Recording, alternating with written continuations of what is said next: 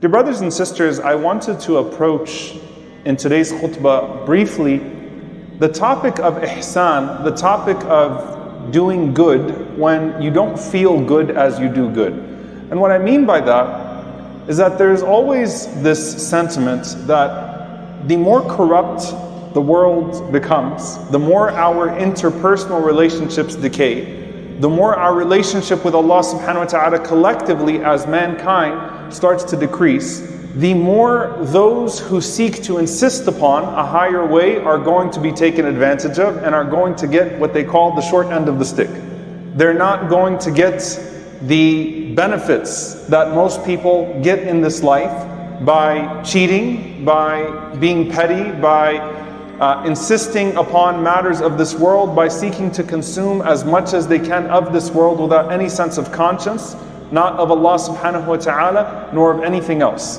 Now the question becomes, why is it that we often feel like maybe we're not getting anything in return for the goodness that we are doing towards others? First and foremost, you first start with those who have done goodness to you and perhaps you did not repay them. And the perpetual prototype of that is the parents, right? There is no person at the default who's taken advantage of more than a parent by their child, right? There is no person who fits the prototype more than that person, than the parent, because the child cannot repay the parent.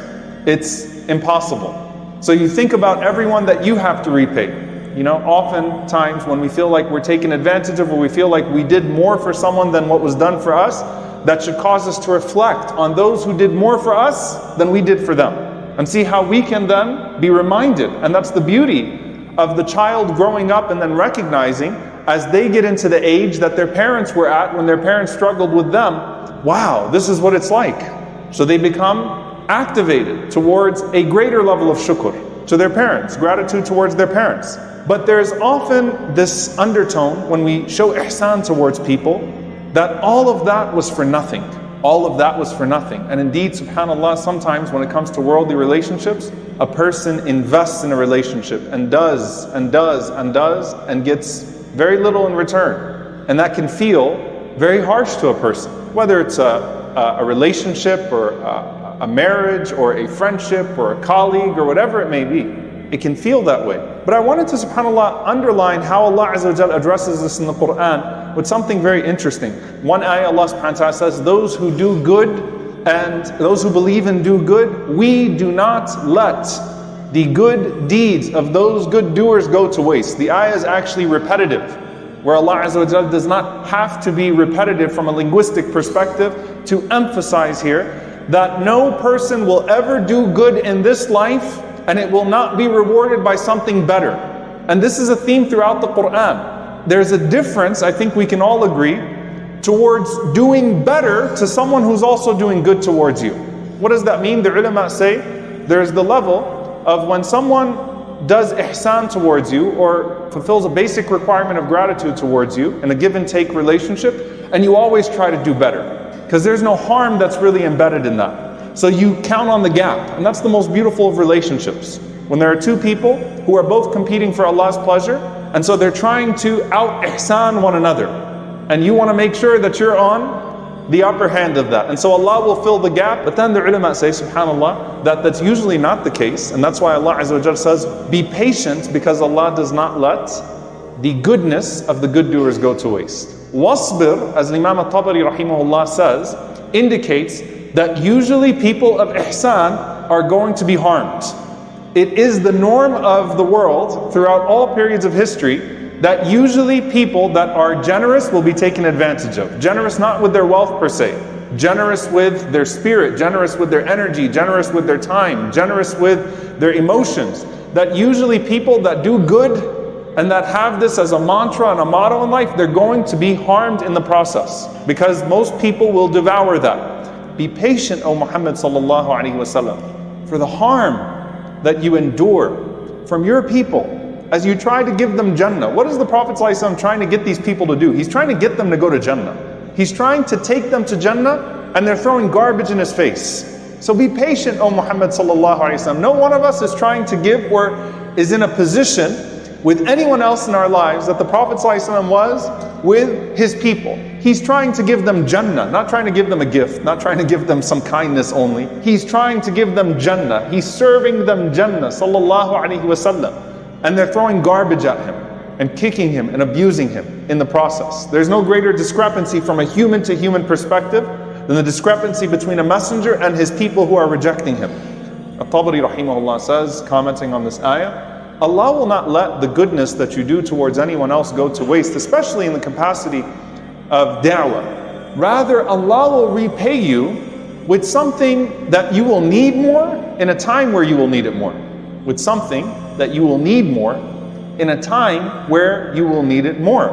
What does that mean? When someone says, all of that was for nothing, Allah does not let the payment, the ajr, the reward of the good doers go to waste. Not the efforts, the reward. Meaning, count on my ajr to fulfill what wasn't given back to you. And it will be given to you in a time when you will need it more, and it will be better than what the other person could have given back to you. It would be so much better, so much more powerful.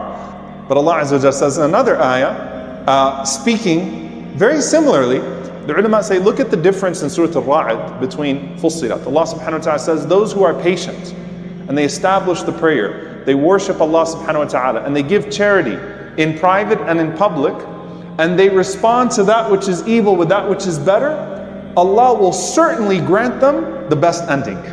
There is no doubt about the Jannah part. Meaning it's bonus if your goodness towards these people results in them becoming good. That's a bonus. But the thing you can bank on is uqbad dar, is that the ending that Allah subhanahu wa ta'ala will give you will be so much more worth it than anything that they could have given you in the process. And that's where the true nature of the believer is. That's where you shine. The Prophet ﷺ says that the one who is considered as someone who is establishing the ties of kinship is not the one who's responding, reciprocating kindness. The Prophet ﷺ says, he said the one who Allah Azza wa Jalla is talking about when he talks about the reward of establishing the ties of kinship is the one who, when he is cut off, he goes and he reconciles. When you're cut off, you make the effort and you still go and you reconcile. You be that person who swallows the ego, not because of the person that you're going to reconcile with, but because of the reward of the one who put you on this earth with rights of that person upon you and rights of you upon that person. He said, sallallahu alaihi wasallam, establish the ties with those who would cut you off, and give to those who withheld from you, and forgive those who wronged you. Meaning that's where ihsan truly shows. Again, he sallallahu alaihi wasallam did not tolerate a climate of abuse, and despite his boundless compassion, he had his boundaries sallallahu alaihi wasallam. But at some point, that person who says, you know what, I will lower and lower and lower, because anything I decrease in this world for the sake of Allah subhanahu wa ta'ala is going to be increased from him in a time where I will need it more, and in a way that's better than I could have got it in this world. And it's not just money we're talking about. You know, subhanAllah, if you read this hadith in its entirety, where he said sallallahu alaihi wasallam in the hadith of Abu Hurairah radiallahu anhu, the Prophet sallallahu alaihi wasallam said, charity does not decrease wealth. Charity will never lead to a decrease in your wealth. What scares you when you're about to give charity? You start making calculations, but there's a decrease here. I'm going to lose out on something if I give. And he said, sallallahu alaihi wasallam, in that same vein, Allah will not increase you in the quality of al-afu, the quality of being forgiving and pardoning, except that Allah will actually honor you in the process. Think about the people in our congregation and the people that we know in our lives who are forgiving and merciful people. In the moment, it might look like they're being humiliated, but they gain a place of honor. Like, mashallah, that's such a well-composed person, such high character, was willing to put out the fire. Allah will increase you in honor, but in the moment you feel like you're getting humiliated. And so you think you're going to decrease in honor by being forgiving. And the Prophet ﷺ said, and no one humbles themselves for the sake of Allah except that Allah Azza wa Jal exalts them. I'm going to end on this note, inshallah ta'ala, because I think it's very powerful when you take these three themes together. We know the hadith, because we've been to 1 million fundraisers in the Muslim community, that when you're about to give sadaqah, 70,000 shayateen, right, open their mouths and warn you of faqr, warn you of decrease, warn you of poverty. Don't decrease your wealth for sadaqah or else. Now Allah knows best, but for some of us, to do sadaqah bil-'ird, with your honor and with your dignity, is harder than sadaqah with mal, is harder than charity with your money. And so if 70,000 shayateen open their mouths when you're about to give from your money for the sake of Allah, imagine when you're about to give from your ego for the sake of Allah subhanahu wa ta'ala. Might even be 70,000 more shayateen, because the voice and the lure is so much more. Do not give from your honor to this person. And your response has to be, just like every time I give charity, it's not decreasing my wealth. When I humble myself for Allah and I give sadaqah of my ego for the sake of Allah subhanahu wa ta'ala, it's not decreasing me in anything. All that paranoia, all that fear of the shaitan to try to stop you from reconciling.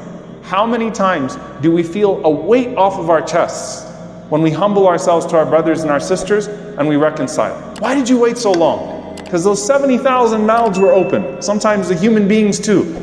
Don't do it, it will decrease you, it will decrease you, it will decrease you, it will humiliate you, it will lower you. They don't deserve it. You're right, they don't deserve it, but maybe you deserve it from Allah subhanahu wa ta'ala. And so dear brothers and sisters, to feel like you've given up too much to an ungrateful one is natural, but to feel like you've given it up for the sake of the most grateful, ash-shakur, is empowering. Because your life is a journey between you and Allah subhanahu wa ta'ala, and everyone that is placed in the path is a part of that journey between you and Allah subhanahu wa ta'ala. May Allah subhanahu wa ta'ala allow us to always be willing to give for His sake. May Allah subhanahu wa ta'ala allow us to give of our ego, to give of our wealth, to give of whatever it may be, to seek His higher reward. May Allah subhanahu wa ta'ala never make us amongst those who act in ways that are fruitless or reckless. May Allah subhanahu wa ta'ala purify our intentions and reward us for our deeds. Allahumma ameen.